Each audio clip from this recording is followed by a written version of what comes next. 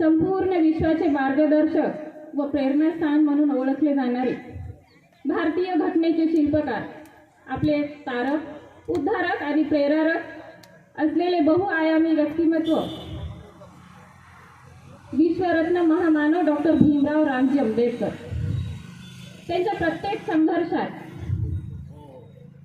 त्यांना साथ देणाऱ्या, अगदी शेवटच्या श्वासापर्यंत लढत असणाऱ्या, त्यांच्या पाठीशी खंबीरपणे उभ्या असणाऱ्या प्रज्ञावंताची सावली म्हणजे माता रमाई.